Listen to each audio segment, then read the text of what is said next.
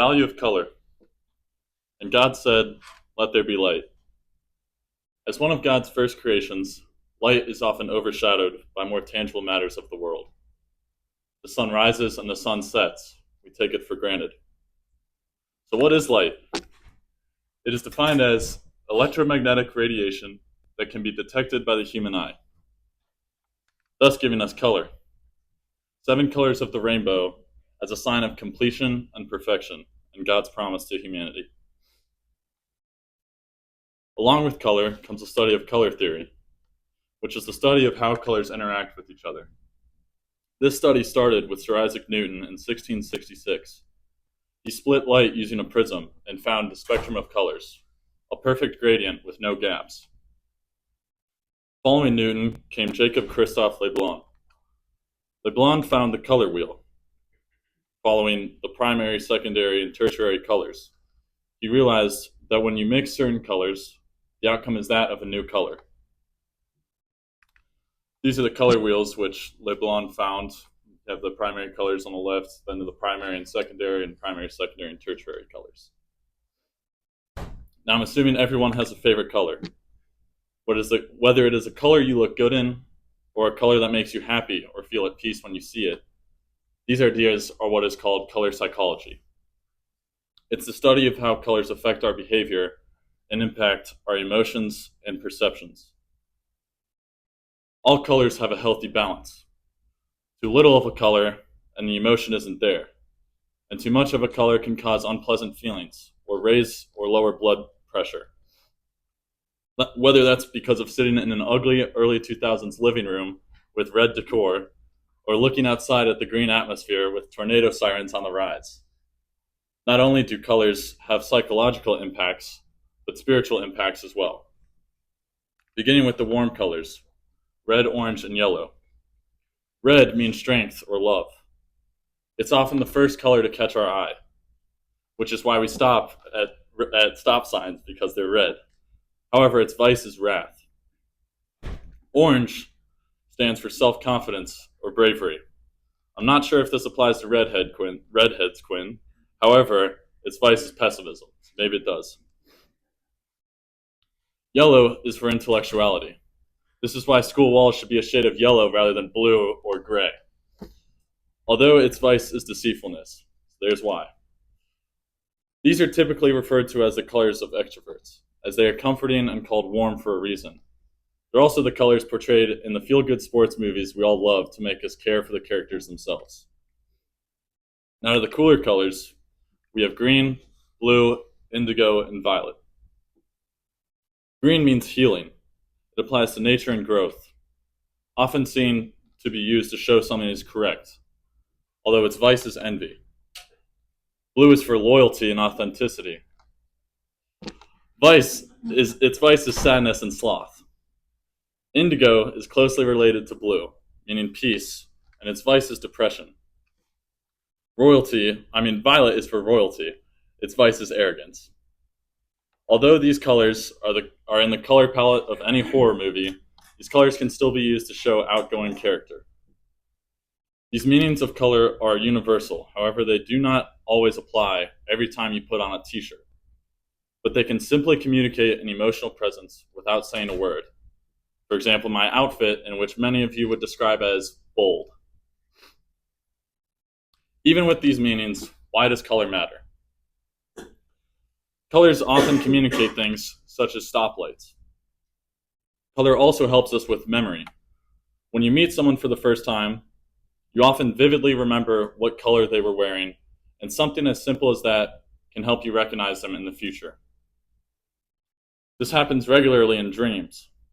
Dr. Robert Haas, while talking about the significance of color in dreams, stated that people have a tendency to recall the most emotionally impacting and stimulating parts of a dream, and not so much the rest.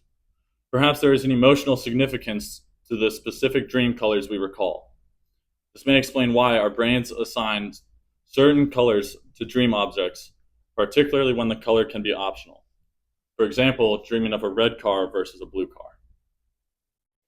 This emphasizes that color can help us remember the most important parts of a conversation, or maybe in the case of a crime scene. It also portrays that color has meaning and isn't just applied for no apparent reason. Another reason why color matters is because it's all around us. It adds depth and uniqueness to all of mankind. We all have our unique traits. As Johann Wolfgang von Goethe said, color is light, suffering, and joy. What he means by this is without color, there's a lack of emotion, such as in a black and white picture. Color has personality and can be used to express ourselves. The importance of color has affected the media forever. Whether that's politically or religiously, we've seen it all throughout history. But now the media and government abuse color in our schools and economy more now than ever. Why do you think McDonald's uses the colors red and yellow? It's in order to stimulate appetite. Or take Nike, for example, with their signature orange boxes with the compelling and confident statement, "Just do it." As a graphic designer, I have realized advertisements have become more alluring to vivid colors. Excuse me on the slides. This is because vivid advertising appeals to the younger generations. This is one reason why kids read less books and play video games and watch movies instead. I happen to fall into this category as well. It's easier to be told a story rather than be the one to read it. One way colors tell stories, however, is through the colors of the church. As a born and raised Catholic, I have always been amazed by the beauty of the church and the intentional placement of colors. From the stained glass windows, telling the stories of the saints or the Holy Family, or the priest's vestments or the flowers up on the altar. Green is the major color worn during the liturgical year. It stands for ordinary time. It is for the time outside the major seasons, such as Christmas and Easter. It stands for the progression of the church. Purple is worn during Lent or Advent, times before Easter or Christmas. It stands for penance and preparation. White is worn for rejoicing on Easter Sunday and Christmas. It symbolizes purity and glory. Rose, not pink, it's rose, don't get it wrong. It's worn for a time of joy in penitential time, such as Gaudete Sunday and Laetare Sunday. Red is for the Passion of Christ and for the Holy Spirit. Black is for funerals and mourning. Blue is rarely worn, but when it is worn for Marian feast days. The colors of the church have been around ever since the early writings of the Bible. As Exodus 39, 1-5 says, "From the blue and purple and scarlet yarns, they made finely woven garments for ministering in the holy place. They made the holy garments for Aaron, as the Lord had commanded Moses. He made the ephod of gold, blue, and purple and scarlet yarns and fine twin linen. And they hammered out gold leaf, and he cut it into threads to work into the blue and purple and the scarlet yarns, and into the fine twin linen in skilled design. They made the ephod, attaching shoulder pieces. Reset for me. Attaching shoulder pieces, two at its two edges, and the skillfully woven band on it was of one piece with it and made like it of gold, blue, purple, and scarlet yarns and the fine twin linen, as the Lord had commanded Moses." This passage emphasizes that God made colors for a reason, and for this reason we can use colors to glorify Him in all things. So as Christians, what can we do? We should recognize the beauty of color in nature, art, the church, and each other. We should glorify God in the way we dress, and we should be Christ-like when commenting on one another's appearance. And altogether, we should come to understand the beautiful and unforgotten creation of color. Thank you.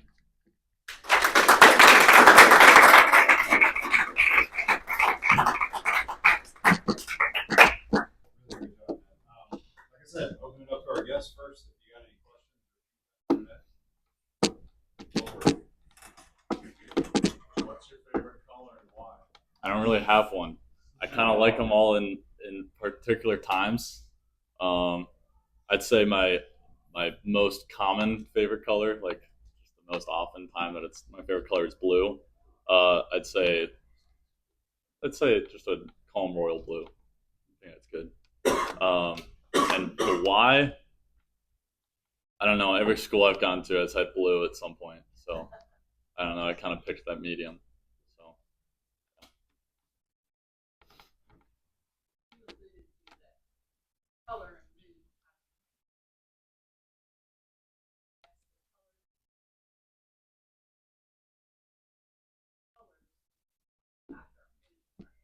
I would say both. Um, in a sense that I think colors can affect our mood more than like our mood affecting the choices we make.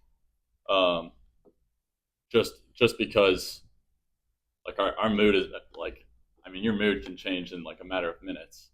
Um, so even as I said, like with the classrooms, like I noticed that my first period class is in a yellow classroom. Like literally, it's like one of your classrooms. Like even in the beginning of the year, and like that's like my happiest feeling time of the day, and I know it immediately. I'm like, maybe I'm a morning person. Maybe it's a bit easier, and that there's that for it. But then I step in all these other classrooms, and it's like it's just harder. I'm more dreading it.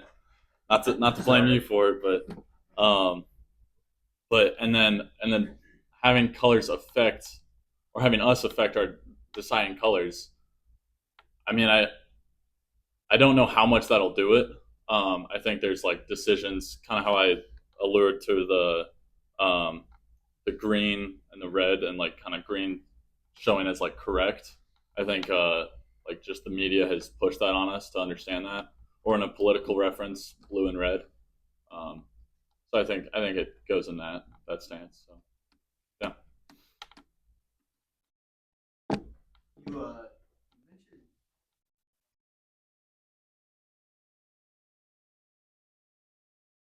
so in your mind, how do you delineate awful intentional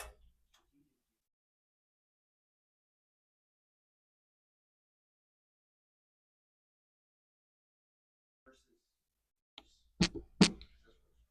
Yeah. So how I mentioned with like the younger generations. So like if you go back to like when my parents were my age, like I could have had pictures of it, but even just like advertisements, like it wasn't as appealing, addicting. I don't know what the word is for that, but just like younger generations are just gonna fall deeper into like more vivid imagery. So whether that's just visual art or even just even billboards, which eventually will just become visual art, we all know it.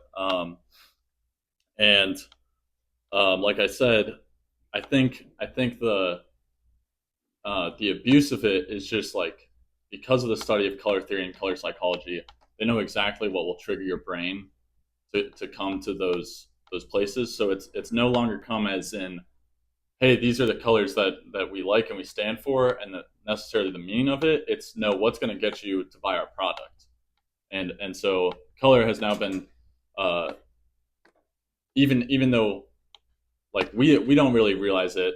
It's now been turned more into a materialistic thing, and so that's where the abuse is of it. So now the world becoming more and more materialistic, um, like just everywhere you go, like it's trying to tell you something, and the emotions strike us as hitting us as, oh, I need that. And so that's where the abuse comes in, rather than just having it be a calm, subtle meaning. Um, like as in like the colors of the church where it's been there forever, and it's not like they've changed it to make people want to come to church again or something like that. So I don't know. I hope that answers your question, but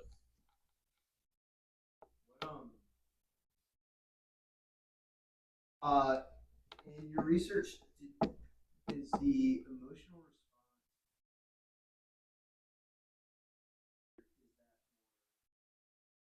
so there is so in different cultures, yes, there are different meanings to color, but the as you're asking the emotional response, so like take the room example, right?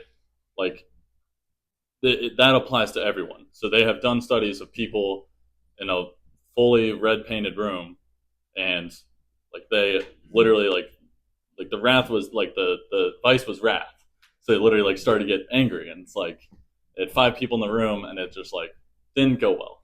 And then And then another example, they threw just another group of people in a blue room, and so they then like the sloth and depression kicked in. And then another one was that they threw like psychos in a pink room, and they started to act completely different and like super calm. So I think I think that applies to just like universally, but the meaning of colors itself can change culturally. So as I showed in like the Catholic Church. So, but they're still pretty aligned with like the universal meanings themselves, as I would believe. There's a ton of fascinating stuff here. It's a big topic to think like what colors out. You start getting into all the specifics, like you mentioned the stop and go stuff. That's something that I don't remember how old I was when I learned that. But you just kind of assume, right? Well, exactly. You don't remember it. Right. And so, and then also another one that comes to mind like that is my kids were born, or like any of the like gender reveal stuff you see couples doing. It's like they pop that smoke stick or whatever. It's like, oh, it's blue. That means it's a boy, or it's pink, and everybody knows it's a girl. And it's like, did you know that like back in the 1940s, 1950s, babies were being born, and the boys were wrapped in pink, and the girls were wrapped in blue, because the assumption was pink is a younger version of red, like a dominion, like a diminutive of red, whereas blue is like more feminine, and it's like nobody thinks that anymore, right? Yeah. So to what you were saying earlier about like with kids growing up, I'm interested if you saw anything. Like I know, as again as a parent of young kids, you got all these cartoon shows. Yeah. And it's more than just like it's more than color. Like they talk about like how many scene changes, how many things are moving.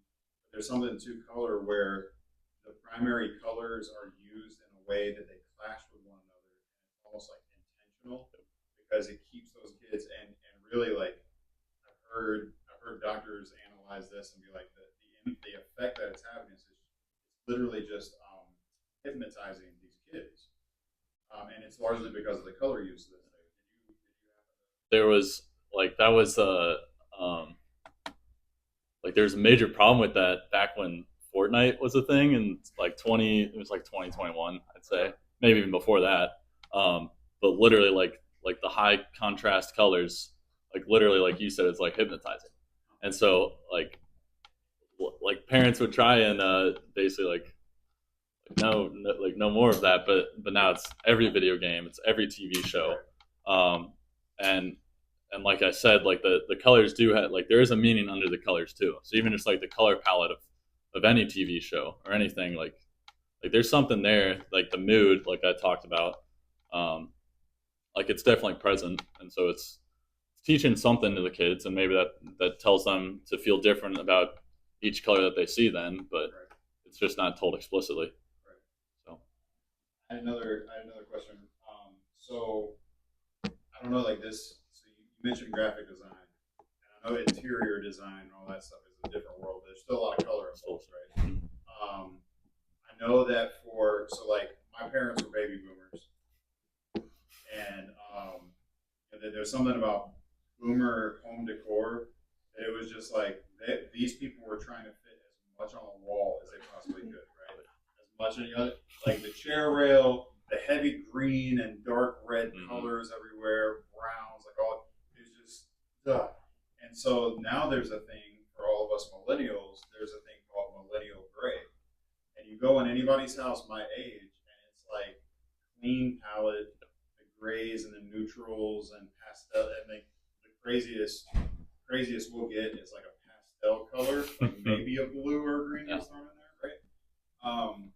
So here's the question: as you're seeing like the color trend, and you mentioned a little bit of it, what about Gen Z? Like, what are y'all gonna like? And I hate stereotyping generation, but I appreciate you pulling off those pants. I don't think I could do that. What do you see in terms of like color trends? I mean, I hope our houses don't become neon, but I don't know. I mean, as you say, my mom's an interior designer, so I think I'm set. But I really don't know. I mean, I think history repeats itself. Maybe we'll be baby boomers again. So something I think will relate more specifically. When I was looking for basketball shoes in high school and college, I'm looking for one whatever matched the jersey. Right? You need to match the jersey first. That's like priority number one.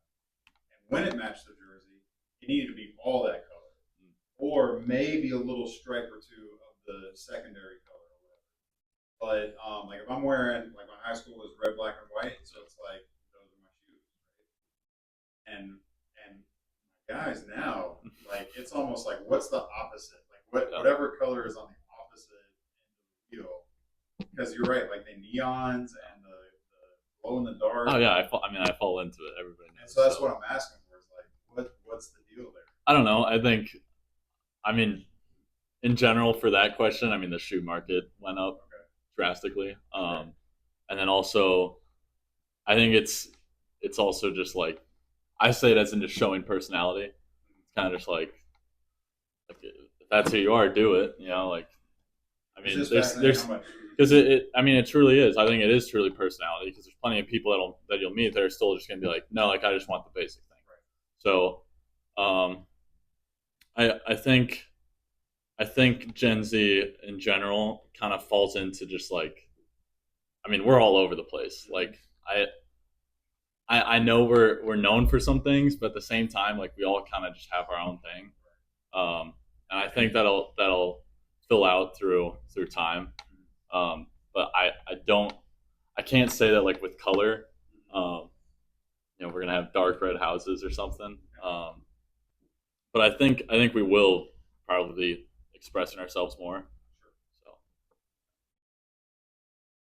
So It's really good. You did a great job. thank you. Sorry. Thank you. Your intro, especially like starting off.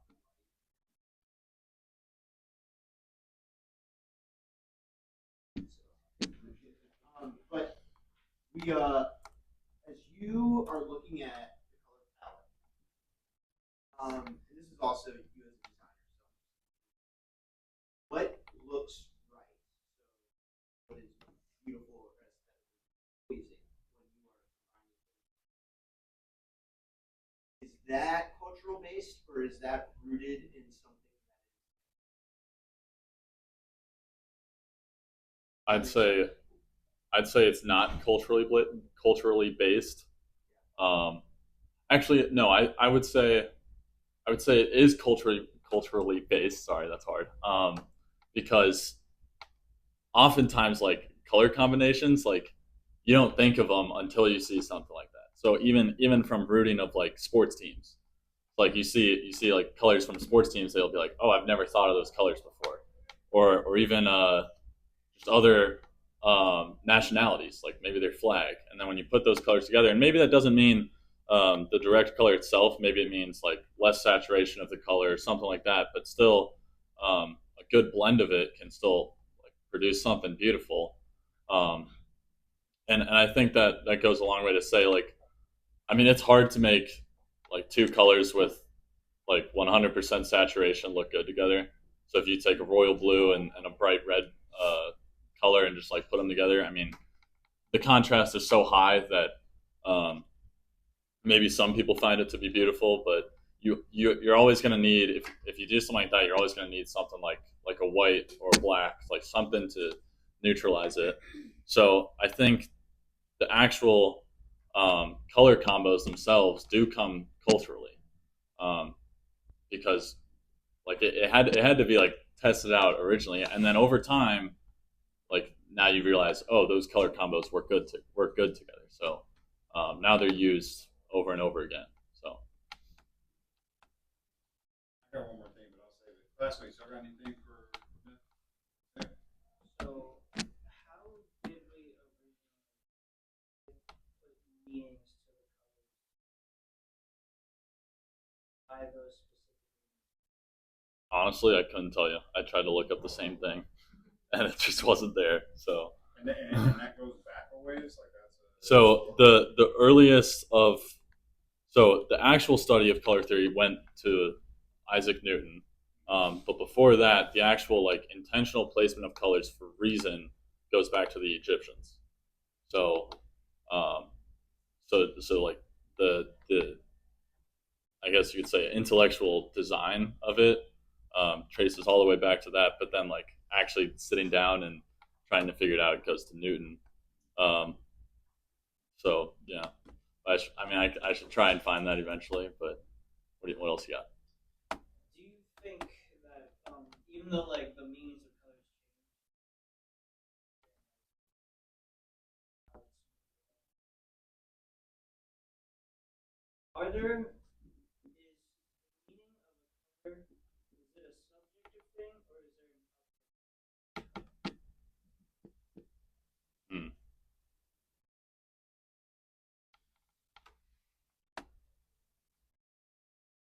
I'd say it's. Yeah, I feel like it could be both.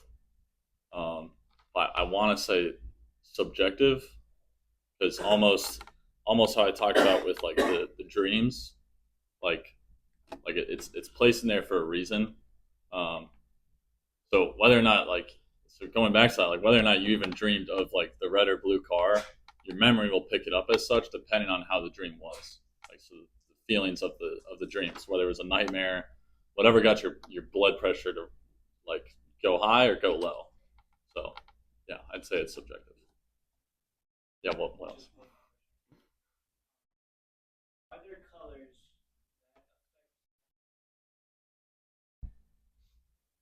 that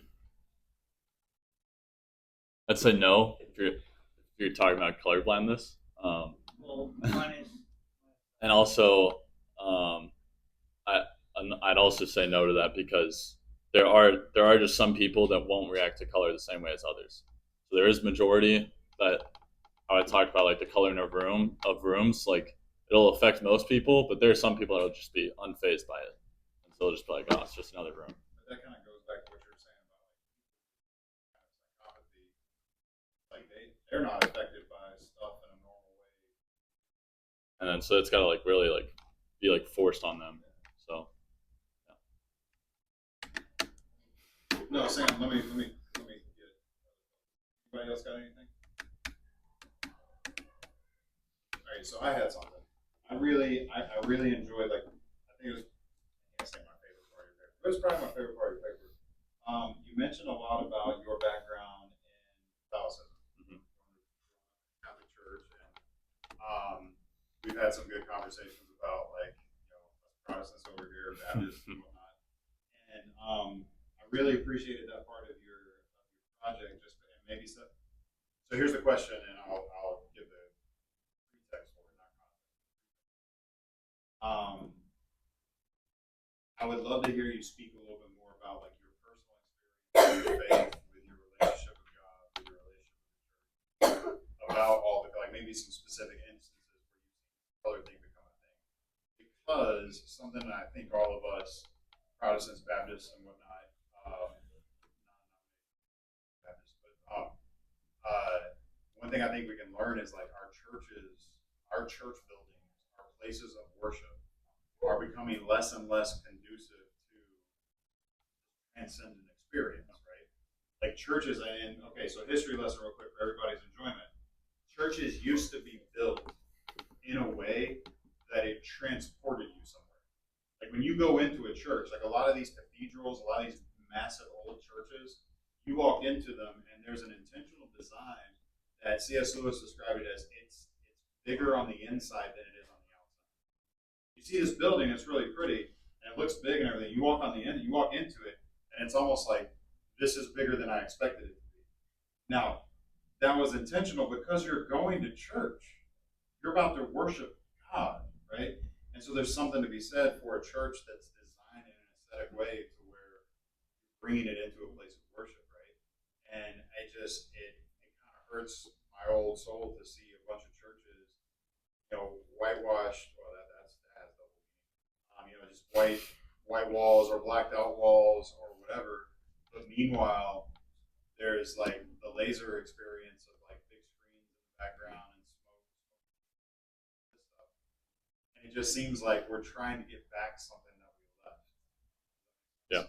Anyhow, what can you speak more to that in terms of your personal experience? So So I'm the youngest of 6 kids in my family. So like going to church every Sunday.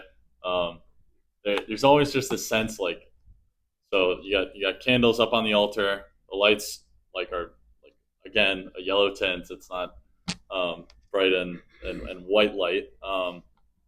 And so it's very solemn. Like you walk in, you kind of know like, yeah, I'm not supposed to talk, right? It's Yeah. like it's not my turn. Um, and you notice pretty quickly as a kid, like even just with the colors, like it because the whole thing, like a whole church is literally like just centered, like it's just straight down the line. Um, so I mean, colors change like maybe every 2 months. I mean, not quite that, but like you'll notice something's up, right? Like, I mean, the kids are so um, like they catch on to everything. So I think once I was always in Catholic education, so once you learned the meaning of those colors, I think it helps you dive into like um, the actual meaning of like the mass itself. So church, um, and so example right now we're in Lent, so we have all the purple vestments, um, and you kind of just know. I mean, it's the darkest color of the rainbow, so it's supposed to symbolize like going into the dark, um, and preparing yourself for the resurrection of Christ, but also his passion and death. So it's kind of what it is. It's a whole journey. So that's what I meant. It's a whole story. Like it's not the colors aren't just there as the beauty itself. It's still telling a whole story of Christ's life every year. So yeah. Yeah, and it's like I love my church. I love going there. Like it's great. It's been good for all that. I'm not trying to like just but also it's like you mentioned that yeah, color changes every 2 months. Shoot, at my church they change the background. Like we've got these filler lights in the back that like they'll go from different colors from the music to whatever. Like it switches multiple times. And it's like I appreciate the aesthetics, but it's like we're kind of longing for something. All right, last call. Anybody got anything? All right, Sam, go for it. So you going back to like the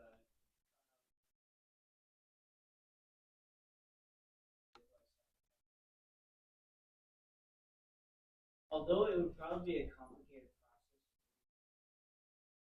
could you, if you understood somebody, could you use colors to treat people with emotional disorders? I mean, I'd say yes. I I don't necessarily like the word train. I mean, I guess you could train them. I feel like it'd take a while, but I think the colors themselves still have an emotional impact. Did I So say train? I meant tree, maybe you said train. I don't know what you said. I would say, but again, it kind of still applies. Like I don't know if it'll fix it, but maybe temporarily they'll make better decisions, or in the case of just like an injury or recovery itself, um, then yeah, I think that the decision making can change, but to really have that affect someone permanently, I mean, that's challenging because um, and colors still like the emotional effect on colors, like the memory of it. You can assign colors with a certain memory. So if like in Mikey's project with dopamine, like you can assign both those together. So it might trigger certain feelings. Yeah, what do you got? the last one. Yeah, yeah. So the color black, from what I've heard, scientifically speaking, black is like the absence. So Mhm. would you say black is the color?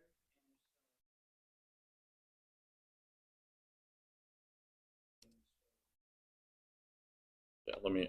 I had this somewhere on my notes. So so actually, so how this works is, so when you there's something called subjective and additive colors, and um, so the additive colors are actually what you see on a screen. So it's almost like I describe it as like virtual, not very material.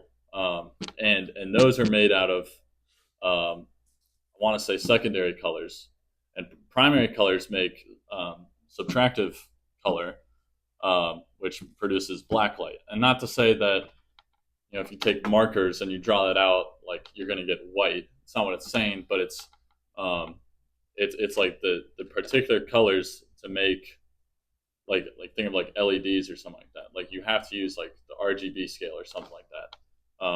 So I think that applies. So yes, you're right. Black that's like darkness. Like it's the absence of light. But to produce the colors themselves, you have to take the primary and secondary colors. So it sounds like there's a difference between darkness and actual color black. Yes. All right, Ned, thanks. Thank you.